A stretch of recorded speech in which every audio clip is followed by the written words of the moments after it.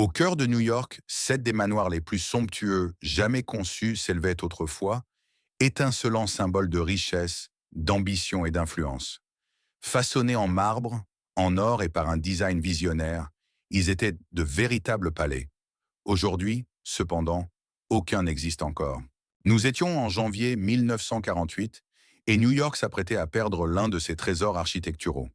Sur Riverside Drive, le manoir de Charles M. Schwab, autrefois l'une des résidences les plus luxueuses des États-Unis, était en train d'être démoli. Achevé en 1906, le manoir Schwab était bien plus qu'une maison. C'était un témoignage de l'ambition américaine. Le magnate de l'acier, Charles M. Schwab, y avait installé 75 pièces remplies de marbre, de bronze et de bois rares provenant du monde entier, un véritable monument au luxe. La vie de Schwab reflétait celle de son manoir. Une ascension depuis des débuts modestes vers une richesse extraordinaire. Pourtant, malgré sa fortune, son style de vie extravagant et ses habitudes de jeu ont progressivement entamé sa richesse. La Grande Dépression laissa Schwab presque ruiné, et à la fin des années 1930, le manoir était devenu un fardeau insoutenable.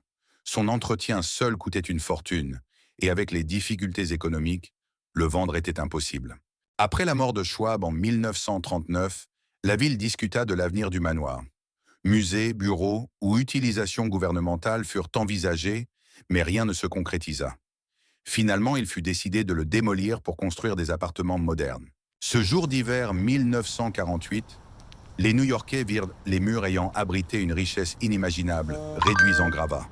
Colonnes de marbre et bois rares furent jetées et en 1950, le manoir Schwab avait disparu, remplacé par un immeuble d'appartements pratique et modeste. Les impôts ont augmenté, la société a évolué et les priorités ont changé. Ce qui était autrefois un symbole de réussite est progressivement devenu un rappel indésirable de l'excès. Lorsque l'entretien de ces vastes domaines devint impossible, les New-Yorkais ont privilégié la fonctionnalité plutôt que la conservation et la modernité plutôt que la mémoire. En parcourant aujourd'hui les rues où se dressaient autrefois ces manoirs, peu de traces subsistent. Les gratte-ciel, appartements et immeubles de bureaux dominent désormais, ne laissant que de faibles indices de l'ancienne splendeur des quartiers.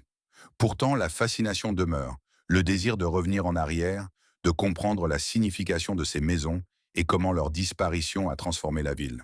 Ces manoirs disparus étaient plus que de simples bâtiments. Ils étaient des repères culturels, des monuments à la créativité, à l'ambition et aux réalisations humaines.